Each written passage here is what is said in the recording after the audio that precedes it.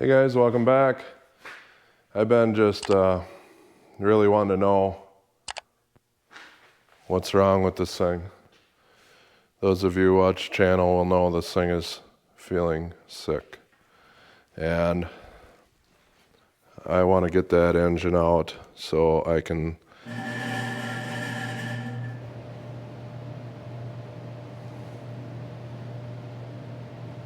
the heater makes a lot of noise. I want to get that engine out so I can see what's the matter with it. It's clattering pretty good, blowing antifreeze out of orifices and stuff. And I'm thinking about probably the easiest way is to pull off this front end. So I am going to get at it. It looks like to me there's a bolt here on each side that's on this rod. 3 screws up on top, and if a guy's feeling strong, which I'm guessing we're probably not going to be because it's the wife and I, there's a couple bolts up here, then this top will come off and then this will come off. So I think we're going to probably end up taking that off on its own because this is going to come with the radiator and whatnot. So gonna try to get after this, see how far we can get on it. That's should be a 300 inline 6 in there, which is usually a pretty good engine, but I think head gasket let loose or something and it hydrolocked.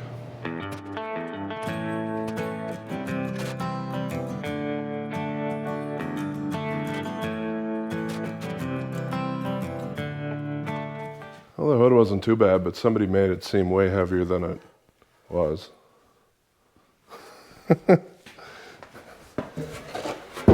Now we can get in here slightly more better and take off that lower radiator hose, upper radiator hose, and these other brackets, some wires, so then we can pull this front end off, get a little bit more access to that.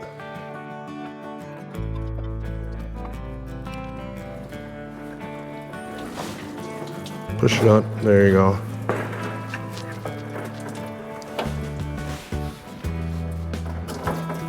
More.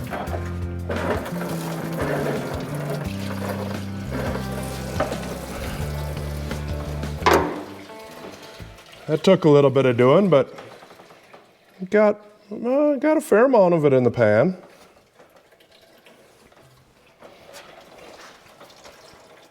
I was here to help. Yep, thanks, dear. Did a good job. Cat-like abilities. I think it's reflexes. Oh. Okay. Meow. Got a little bit of wiring to take off here.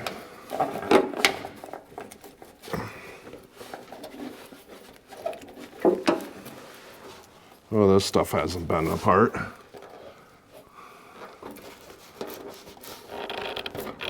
Oh.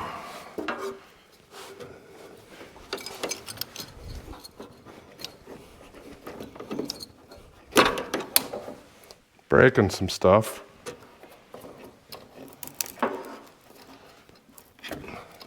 Happens on new vehicles. Not surprised on old vehicles. It's sold to plastic. Plastic from 65 or so. It's gonna happen.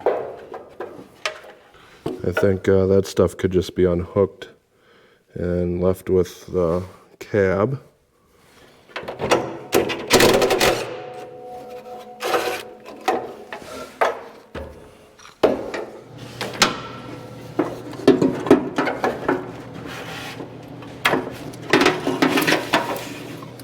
I'm not sure what was supposed to be here, fuse or something, but it's not there anymore.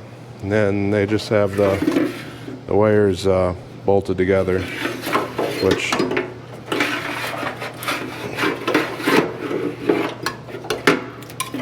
which I'll have to touch up a little bit. Now we're gonna take a ride on the bone.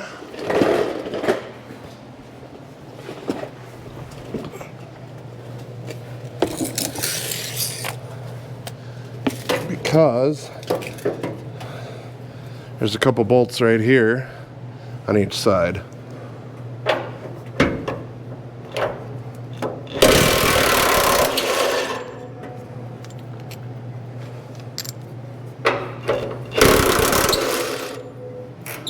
What are you doing? Taking this bolt out. I got one bolt. It's behind the steering box. I couldn't get the impact on it.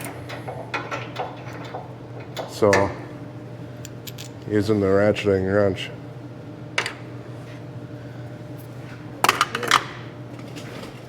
Yeah, like a turtle on its back.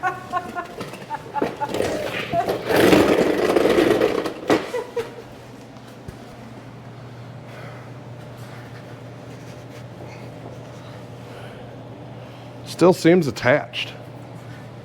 Oh yeah, it is. There's them like rod things or something. Yeah, them rod things or something. See, I know stuff. If only you had a cart to put all those tools on instead of over here on the hoist. What's wrong with on the hoist? It's right there. You just spent how many weeks cleaning off the hoist? That's because we took everything out of the toolbox and put it on to the hoist. But you had a lot of stuff on there before that. If only you had a cart to put stuff on. I mean, what's this over here? There is stuff on it. That's not what that cart is meant for. I bought him this cart years ago, and this is all it's ever accomplished. Can you explain that, dear? No. Back to the truck. No fun.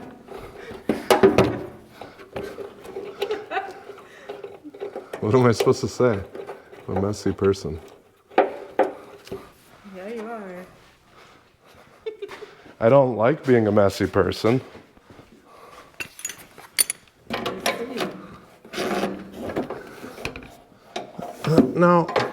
No, what the heck? That's a different size. Come on. Really? It's like a Chevy or something? Hey now. If I were to wheel the toolbox everywhere I worked, how would I get any exercise?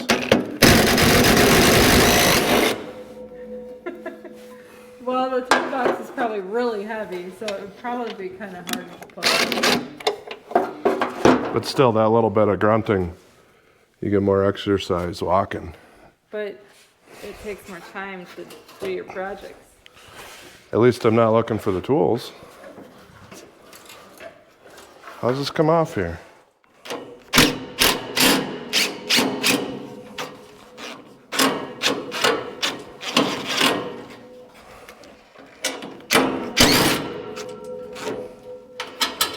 Not sure.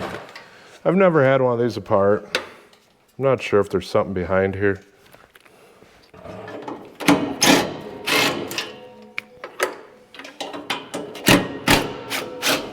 Hey, it looks like it dropped a little bit. Yeah. Like the whole thing dropped. You think that maybe that's what was holding it? Possibly.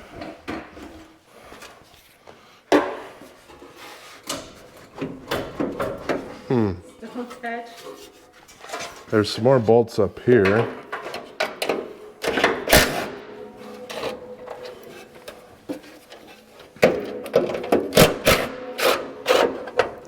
was really hoping I didn't have to take it this far apart.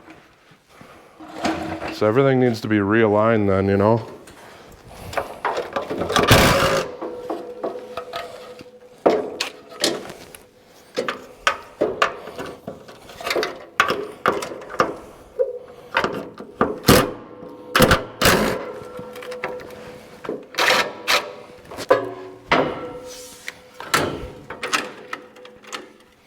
Well, there goes that. Ready?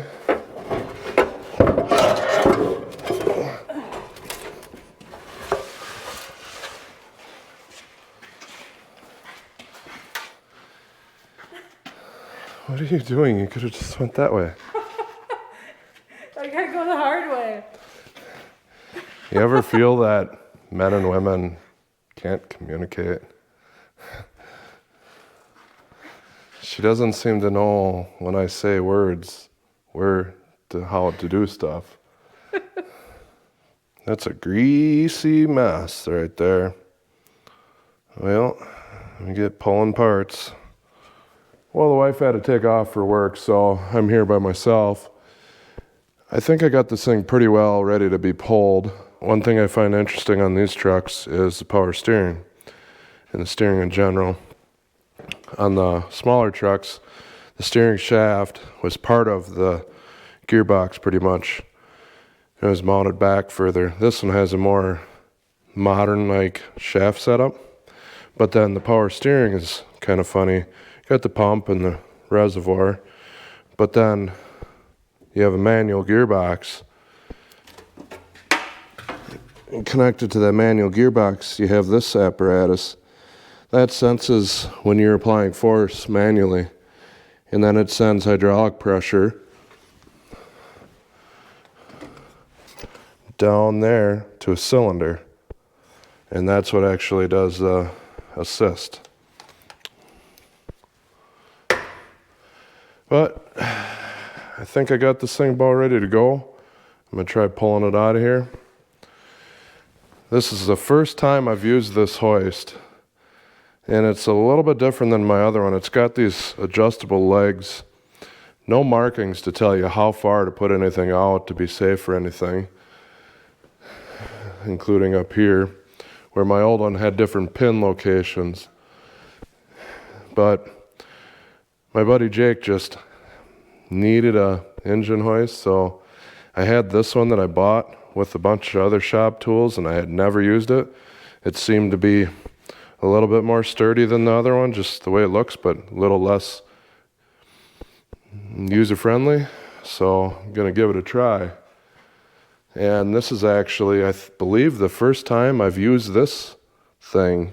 Usually I'm lifting V8s out, and I just grab it by somewhere in the middle and pull it out, but this thing didn't really have all that great of mounting locations, or lifting locations, so gonna see how this thing works. I've had it for 10 years or better, probably closer to 15, and this is the first time actually using it.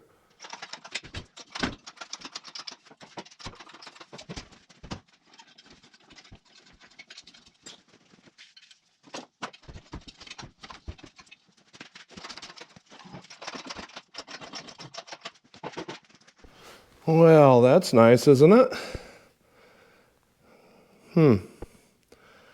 Where'd they find all that stuff? One thing I'm seeing on this engine, that's some sort of an adapter plate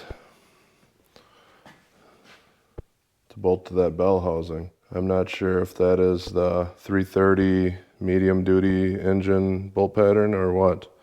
Not real familiar with these older trucks like this. Here's a little bit better look at that hydraulic cylinder deal for the power steering, and yeah, those bushings are out. Oh, let's look inside the mouse house. These fellers had to have a heck of a ride, because I drove it like this.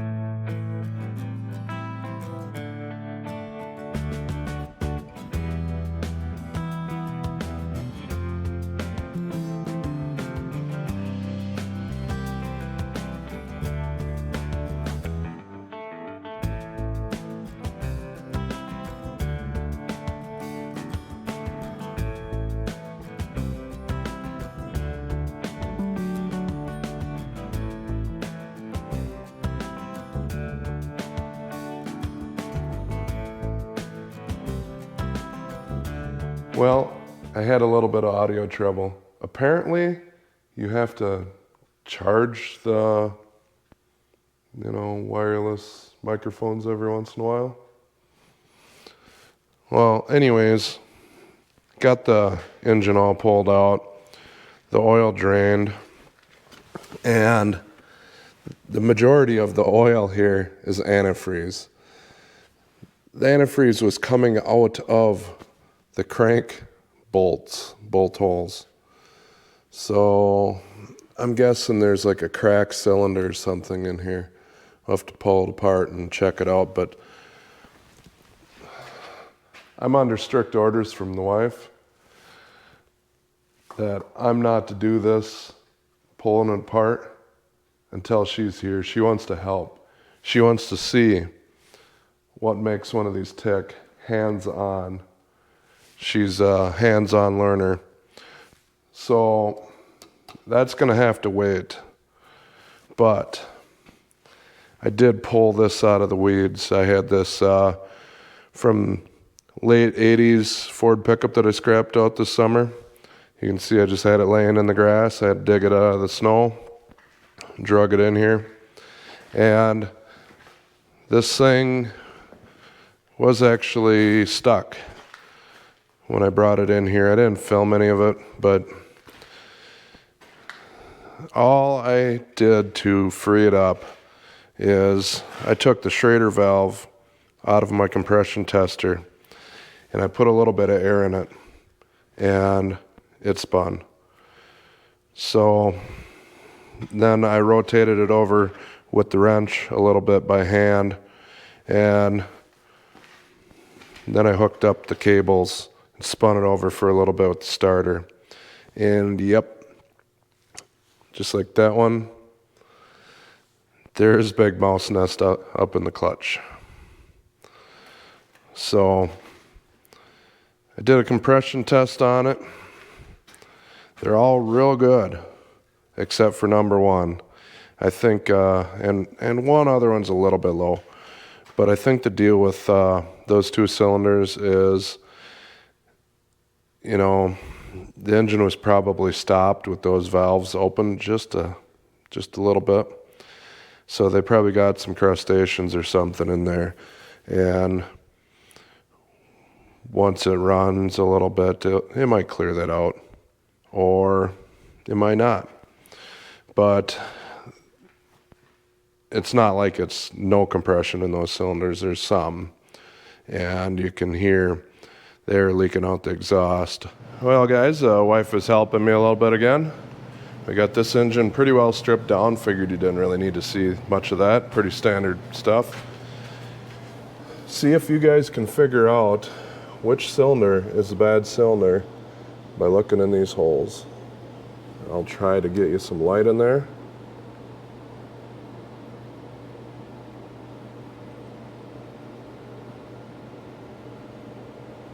I looked at it a couple times before I picked a cylinder.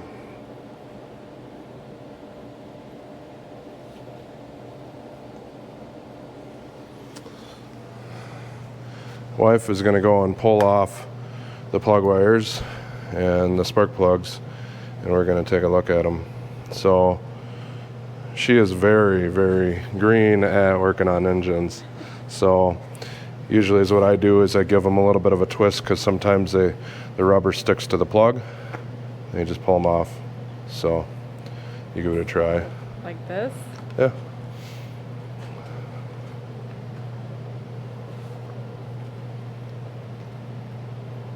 Good job. No, I'm what? an expert. Yeah? Why don't you just start ripping them out? We're just going to use a little impact here.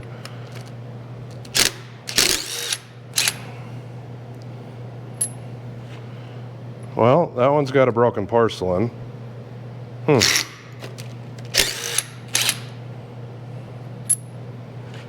one's normal looking. You got to have it on there all the way, dear. I didn't though. Now when some of the carbon is pulled off and the tip, you guys see that? The strap is smashed shut. I don't know what you're talking about. Okay. Here's two plugs. See how the one there's a gap? Oh, yeah. And this one there's not. See, I didn't know all that foreign language that you were talking before. That was the ground strap.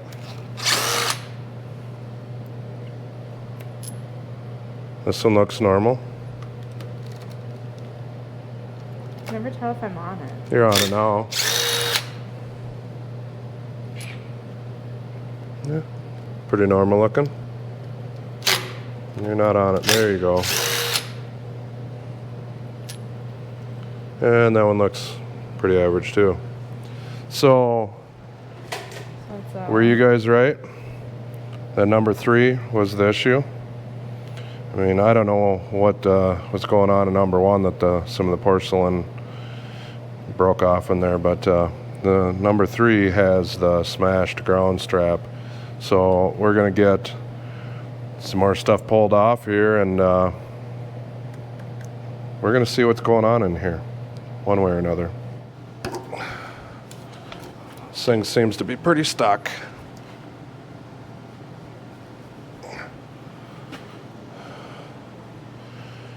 We missed something?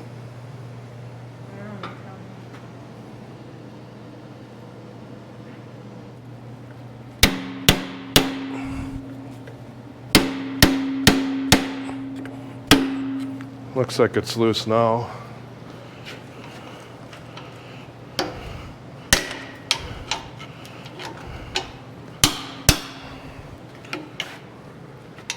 At least in the front.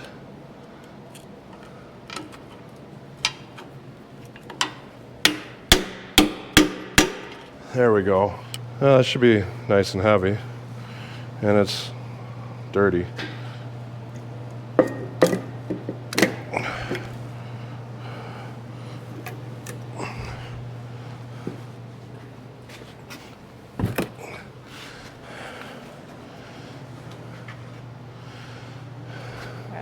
Cruddy. Doesn't it? So which one's the cleanest one? Oh, look at this. What is that? Is that a piece of metal? That looks like a piece of metal.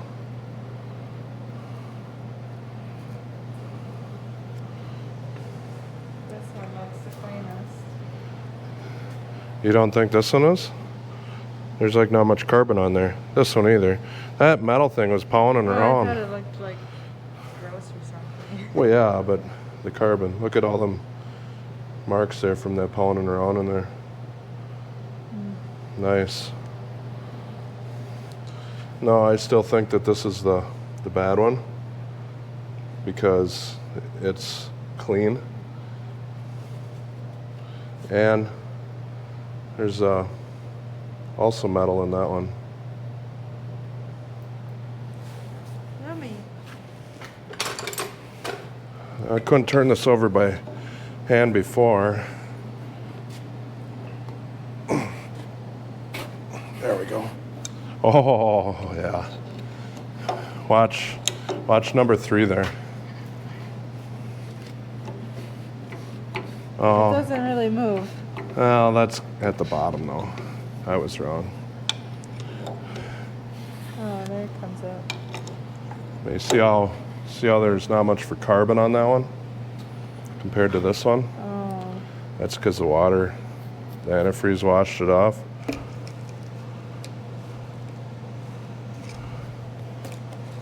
How about this way? It's like a puzzle, dear. A one-piece puzzle. Yeah, it only goes one way.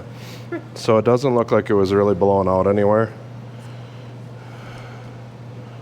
The last 6-cylinder I pulled apart, it was blowing out right here on both of them. Looks like we're gonna have to go into the bottom end. So you do that, flip her over. You turn her over and start over. Now, I've never done that on this yet, so it might just go woo. And we're gonna make a mess because there's still some antifreeze in the block.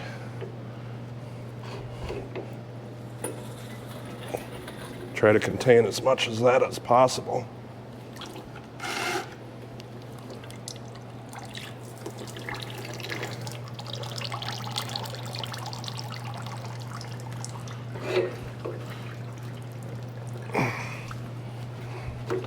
They put a really short pipe on this thing. Oh, you hear that? Yeah. There's stuff floating around in the bottom of the engine. Come on, get to a hole. Okay, now it's time to pull the oil pan. Well, we did find a part of a piston skirt, but no definite sign for the knockage. So we'll pull out the piston that's broke. Don't feel anything on the crank. And there's the piston that's missing parts. Some pretty good scuffing on there.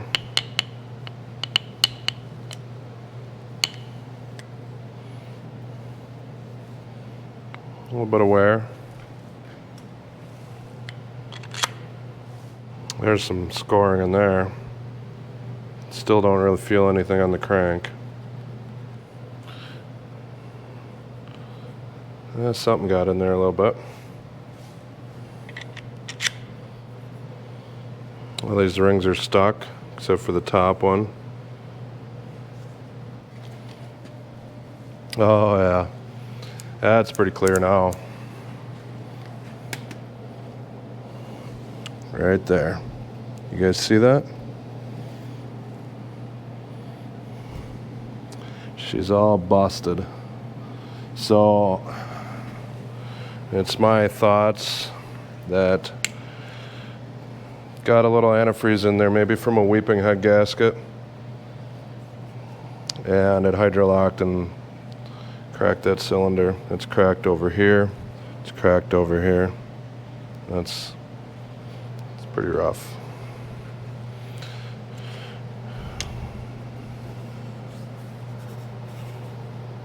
This is the one that I thought was it for sure. There had to be antifreeze getting in there, but I don't see any cracks in that one. Anything noticeable anyways. Might have just been swapping fluids in the manifold or something, I don't know. But yeah, that about busted that whole side out there. Well guys, I don't think there's a whole lot more I can do for this. It's pretty rough shape, the number one cylinder. I'm gonna probably have the head checked out because I'm leaning towards throwing that head onto the newer block. That way the valve cover's right and don't have any issues going in here. And that other head would have to be looked at anyways because number one cylinder has some leakage past the exhaust valve. So I'm not sure how far I'm gonna take it. If I'm gonna go and do a full re-ring on it while I'm at it, it would make sense going through all this work. I'll have to see. This truck isn't gonna probably get used a whole lot, so is it worth it? I'll have to see. I do have other options, like I could throw a 12 valve Cummins in here. I've got one or two laying around. Just, I wanted to try to keep it fairly original looking, appearing. So I was hoping this block was gonna be good, but I don't think I'm gonna be able to do anything with this one. Well, hopefully you enjoyed this. Thanks for watching. See you next time. Take care and God bless. You want to run them?